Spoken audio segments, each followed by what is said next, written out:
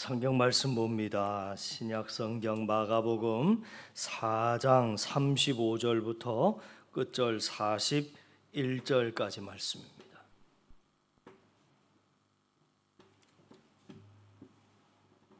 (4장 35절부터) 같이 읽습니다. 그날 저물 때에 제자들에게 이르시되 우리가 저편으로 건너가자 하시니 그들이 무리를 떠나 예수를 배에 계신 그대로 모시고 가매 다른 배들도 함께 가더니 큰 광풍이 일어나며 물결이 배에 부딪혀 들어와 배에 가득하게 되었더라.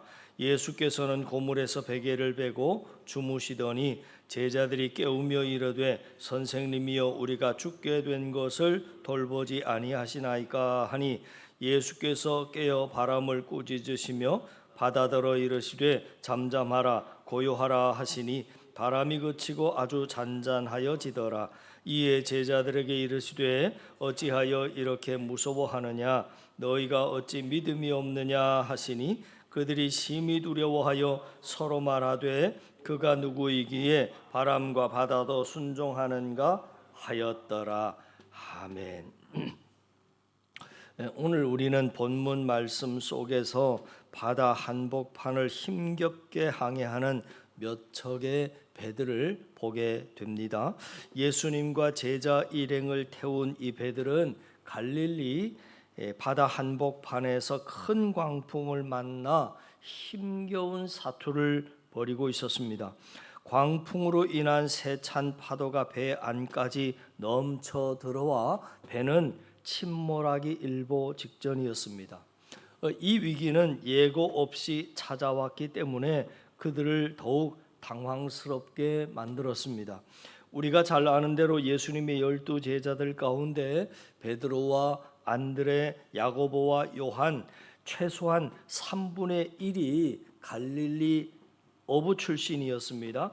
갈릴리 바다를 삶의 무대로 삼아 바다에서 잔뼈가 굵었던 그들에게 바다 한가운데서 만나는 폭풍과 풍랑은 사실 늘 겪게 되는 일상사였습니다. 그들은 웬만해서는 두려워하지도 않았을 것입니다. 그리고 그런 위기 순간에는 어떻게 대처해야 하는지에 대해서 평소 경험도 있었을 것이고 잘 훈련된 사람들이었습니다. 그러나 성경 본문을 유심히 살펴보면 어부들이었던 제자들조차 감당하기에 너무 벅차고 힘든 그런 절박한 상황이 전개가 되고 있었습니다. 사람들은 흔히 인생을 바다를 항해하는 것에 비유합니다. 만일 인생이 항해라면 하나님을 믿는 성도들은 교회라고 하는 한 배를 탄 선원들일 것입니다. 저와 여러분은 지금 한사랑호라고 하는 배를 타고 인생이라고 하는 긴 바다를 항해하고 있습니다. 한사랑호의 행선지는 주님의 통치권으로 들어가는 것입니다. 그런데 우리는 그 목적지를 향해 나아갈 때 결코 순탄한 항해만을 하는 것이 아닙니다. 오히려 수많은 위험과 위기의 암초가 곳곳에서 모습을 숨긴 채 우리를 향해 방해하려고 도사리고 있습니다. 이 땅에서 그리스도인의 삶이란 가을 하늘처럼 항상 청명한 날씨가 보장된 천국 같은 그런 삶이 결코 아닙니다. 그리스도인들의 삶에도 거친 바람과 폭우가 얼마든지 쏟아질 수 있다 하는 그런 말씀입니다. 어느 날 갑자기 우리가 사랑하는 사람이 불의의 사고나 심각한 질병으로 갑작스럽게 우리 곁을 떠날 수 있습니다. 어제까지 번창하던 사업이 하루아침에 망할 수도 있습니다. 평소에는 프로판 가스의 위험을 너무나도 잘 알고 있기 때문에 조심하고 또 조심했지만 어느 날 아무 생각 없이 무심코 저지른 일로 말미암아 가스가 터져서 중화상을 입고 놀란 가슴을 진정시키지 못해서 안절부절할 수도 있습니다. 이러한 일들이 반드시 믿지 않는 불신자들에게만 일어나는 법은 없는 것 아니겠습니까? 몇 가지 매우 극단적인 예를 들었지만 이와 비슷한 일들은 실제로 우리 그리스도인들에게도 얼마든지 경험될 수 있습니다. 우리는 이와 같은 신뢰를 구약의 의인이었던 욥의 삶을 통해서 확인하게 됩니다. 하나님께서도 인정하신 의인 욥은 하루아침에 그 많던 재산을 잃었을 뿐만이 아니라 사랑하던 10명의 자녀를 불의의 사고로 동시에 모두 잃어버리는 죽음과도 같은 아픔을 겪습니다. 그리고 자기의 몸마저 몹쓸병에 들어서 심각한 고통을 맛보았습니다. 우리 중에 누군가가 이러한 일을 겪는 당사자가 된다면 그것은 정말 감당하기 벅찬 삶의 위기임에는 틀림이 없을 겁니다. 혹시 갈릴리 바다에서 배를 타고 가다가 갑자기 광풍을 만나 급작스러운 위기에 직면해 있는 제자들의 모습이 바로 오늘 우리의 모습은 아닙니까? 그렇습니다. 인생의 위기와 고난은 결코 신자와 불신자를 가리지 않고 우리에게 찾아옵니다. 문제는 삶의 위기가 찾아올 때 어떠한 자세와 태도로 그 상황에 직면하고 그 상황을 대처하느냐 하는 것입니다. 오늘 본문 말씀에서 제자들은 그 위기의 상황에서 어떻게 대처하고 있는가 하는 것을 우리가 깊이 좀 살펴볼 필요가 있습니다. 37절, 38절을 함께 보시지요. 37절입니다. 같이 읽습니다. 큰 광풍이 일어나며 물결이 배에 부딪혀 들어와 배에 가득하게 되었더라. 예수께서는 고물에서 베개를 베고 주무시더니 제자들이 깨우며 이르되 선생님이여 우리가 죽게 된 것을 돌보지 아니하시나이까 하니. 그래서 일단 제자들은 배의 고물에서 주무시고 계셨던 예수님을 깨우기 시작했습니다. 여러분, 아마도 그들은 예수님을 깨우기 전에 나름대로 여러 가지 방법을 동원해서 이 상황을 헤쳐나가려고 무던히도 애를 썼을 것입니다. 바다에서 잔뼈가 굵은 베드로가 큰 소리를 질러대며 뭐라고 다급하게 지시했을 겁니다. 어부가 아닌 다른 제자들은 배 안까지 들어온 물을 퍼내느라고 정신이 없었을 것입니다. 노를 젓는 제자들의 손놀림도 필사적이었을 것입니다. 그러나 모두가 헛수고였습니다. 상황은 조금도 호전될 기미를 보이지 않고 더 나빠지기 시작합니다. 이러다가 배가 침몰하여 모두가 죽을지도 모릅니다. 결국 그들이 최후의 택한 방법이 여러분 무엇이라고 생각되십니까? 그 대목을 우리가 다시 한번 주목해서 보아야 합니다. 오늘 본문은 모든 인간적인 노력을 포기하고 전적으로 예수님께 도움을 요청하는 그런 장면이어야 상식적으로 맞습니다. 그런데 성경을 가만 유심히 집중하여 들여다보면 과연 그런가 하는 겁니다. 성경 본문을 여러분 피상적으로 대충 읽어보면 제자들이 예수님께 도움을 구한 것처럼 보일 수도 있습니다. 그러나 본문의 앞뒤 문맥을 집중하여 고려하면서 주의 깊게 살펴보면 사실 결론은 그와 정반대입니다. 제자들은 지금 예수님께 도움을 요청한 것이 아닙니다.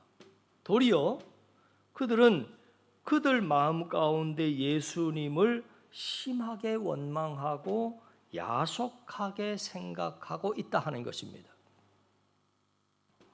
만약에 성경이 글자가 아니라 음성으로 녹음이 됐다면 38절에 제자들이 잠든 예수님을 깨우면서 한 말은 대략 이런 뉘앙스를 풍겼을 겁니다. 선생님, 우리가 다 죽게 되었는데 아무렇지도 않으십니까?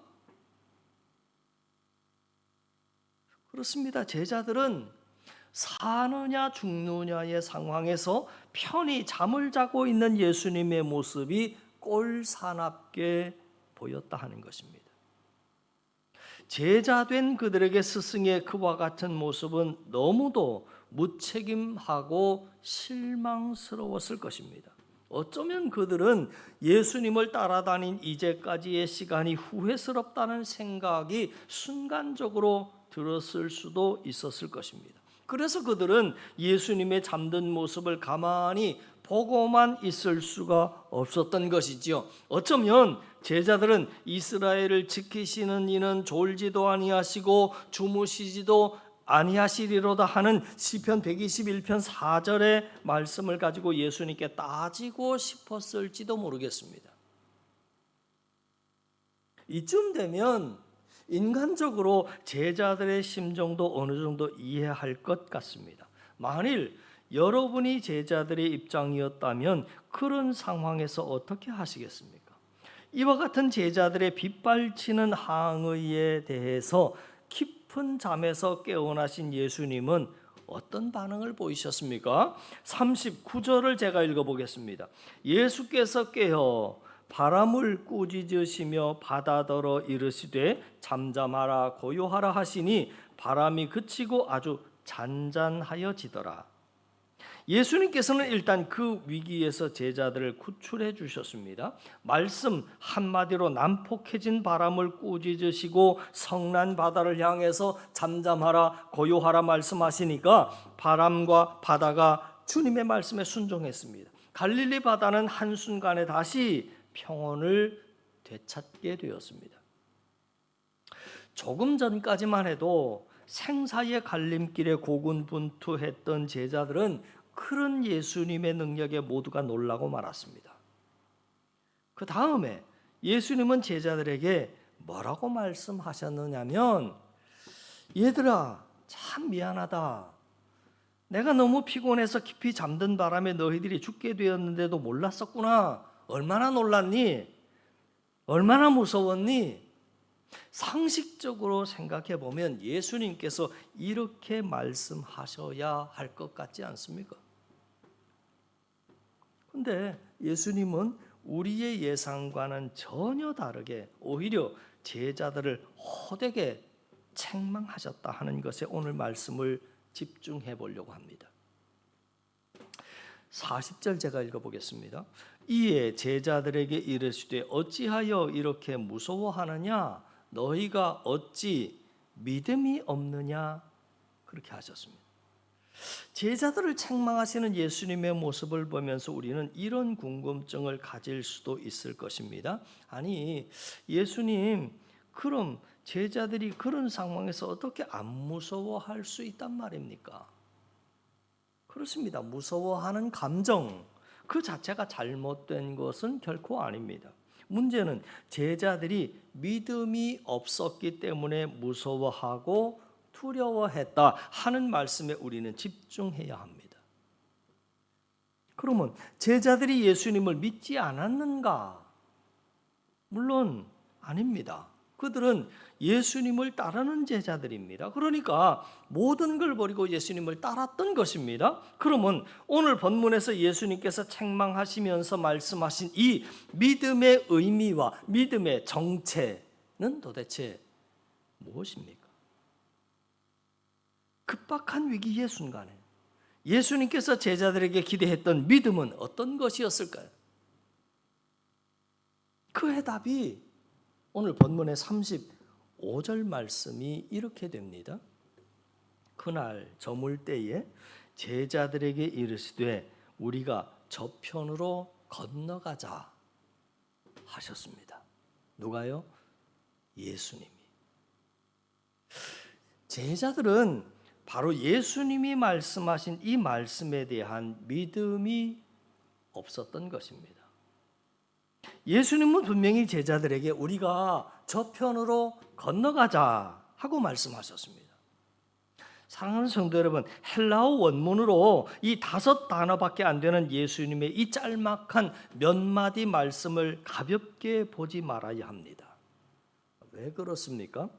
이 예수님의 말씀 한마디에 대한 확신과 신뢰가 오늘 제자들의 마음 한가운데 있었더라면 그들은 아무리 광풍이 불고 파도가 넘쳐나는 위기의 순간에서도 전혀 두려워하거나 무서워할 필요가 없었을 것입니다. 성도 여러분, 하나님의 보내심을 받은 모세가 이스라엘 백성을 바로의 손에서 참 어렵게 구출을 해서 애굽을 탈출하는 데 성공했습니다. 그런데 얼마 가다 보니까 자신들 앞에 홍해가 가로막고 있었습니다. 때마침 뒤에는 바로가 보낸 애굽의 군대가 추격해 오고 있습니다. 앞에는 홍해가 가로막고 있고 뒤에는 애굽의 군대가 추격을 해오고 있습니다. 그야말로 진퇴양난의 위기에 빠지고 말았습니다. 그때 이스라엘 백성들이 어떻게 합니까? 출애굽기 14장 10절에 보니까 이스라엘 자손들이 심히 두려워했다 하고 성경은 기록하고 있습니다.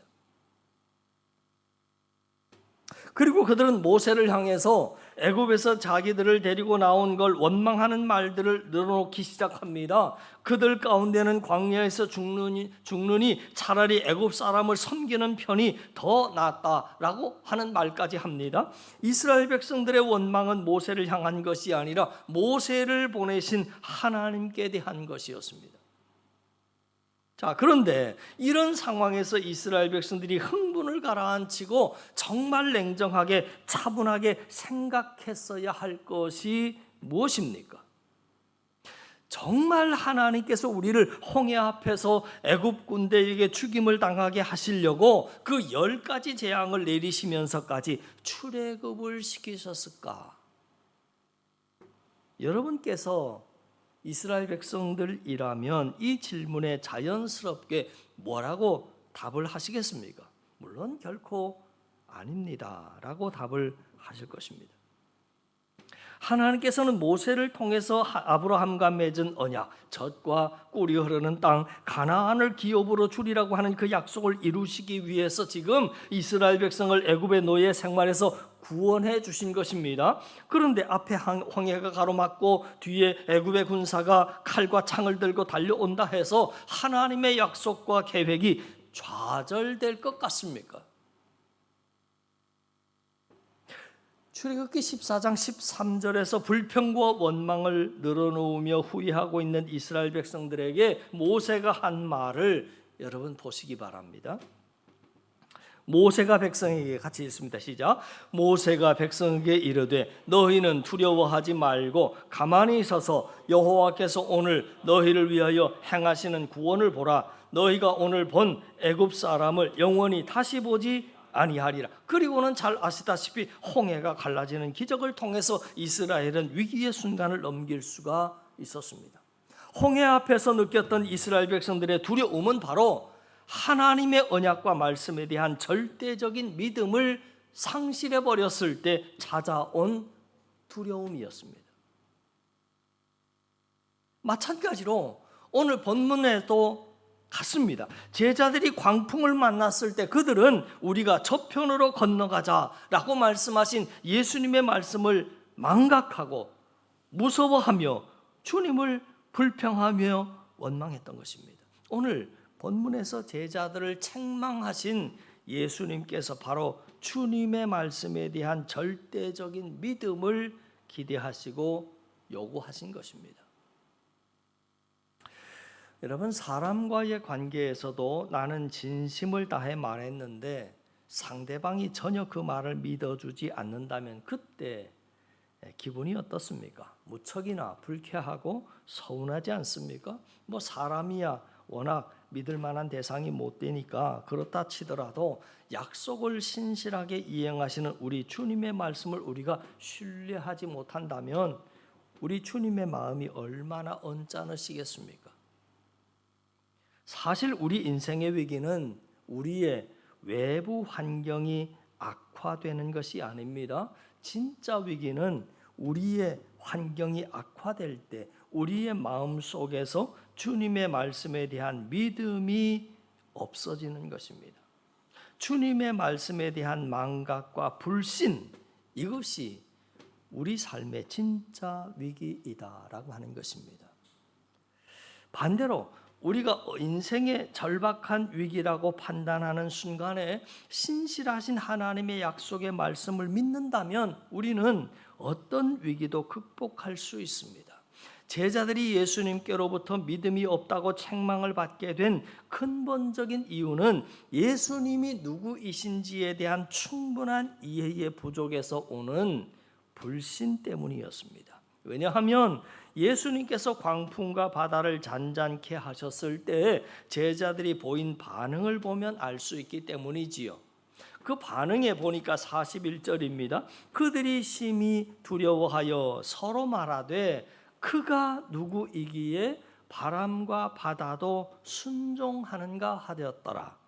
제자들은 분명히 예수님께서 하나님이 보내신 메시아이심을 의심하지 않고 믿었습니다. 그러나 41절의 제자들의 반응을 보면 그들은 아직도 자기들의 스승이신 예수님께서 말씀 한마디로 천지 만물을 지으셨던 창조주 하나님이심을 전혀 몰랐던 것을 알 수 있습니다. 우리는 여기에서 무엇을 깨닫게 됩니까? 주님에 대한 신뢰와 믿음은 주님이 어떤 분이신지에 대해서 아는 지식과 깊은 연관이 있다 하는 것입니다. 다시 말해서 삼위일체 하나님이 누구이시며 어떤 분이신지에 대해서 우리가 많이 알면 알수록 우리의 믿음은 더욱더 깊어지게 마련이라고 하는 겁니다. 그러므로 그리스도를 아는 지식과 믿음은 서로 함께 가는 겁니다. 예를 들어서 어떤 사람의 믿음은 굉장히 좋은데 주님을 아는 지식은 부족하다면 그건 이상한 겁니다.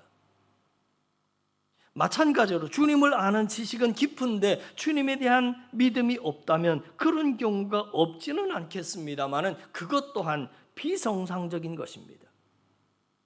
그래서 사도 바울은 에베소서 4장 13절에서 이렇게 권면의 말씀을 주고 있습니다. 우리가 다 하나님의 아들을 믿는 것과 아는 일에 하나가 되어 온전한 사람을 이루어 그리스도의 장성한 분량이 충만한 데까지 이르리라. 사도 베드로가 베드로후서 3장 18절에서 그리스도를 아는 지식의 중요성을 강조하고 있습니다. 오직 우리 주 곧 구주 예수 그리스도의 은혜와 그를 아는 지식에서 자라가라 그랬습니다. 여러분, 저와 여러분은 우리가 믿는 예수님에 대해서 얼마나 알고 계십니까? 우리가 살고 있는 이 시대는 지식과 정보의 사회입니다. 정말 중요한 지식과 정보를 얼마나 많이 아느냐가 인생의 성공과 실패를 좌우하는 그런 시대를 우리는 살아가고 있습니다. 그러나 여러분 기억하십시오. 세상에서 가장 위대하고 중요한 지식은 바로 예수 그리스도를 아는 것입니다. 세상에서 가장 유식한 사람은 예수 그리스도를 아는 사람입니다. 반면에 세상에서 가장 무식한 사람은 예수 그리스도를 모르는 사람입니다. 가말리엘이라고 하는 당대 이스라엘의 최고 랍비의 제자로 율법을 배웠던 사도 바울은 자타가 공인하는 지성인이었습니다. 그러나 그가 예수 그리스도를 알고 난 이후에 했던 고백을 보시기 바랍니다. 그러나 무엇이든지 내게 유익하던 것을 내가 그리스도를 위하여 다 해로 여길 뿐더러 또한 모든 것을 해로 여길 뿐더러 내 주 예수 그리스도 예수를 아는 지식이 가장 고상하기 때문이다. 여러분, 인생의 진정한 위기는 예수 그리스도가 누구인지 어떤 분이신지에 대해서 잘 모르며 사는 겁니다.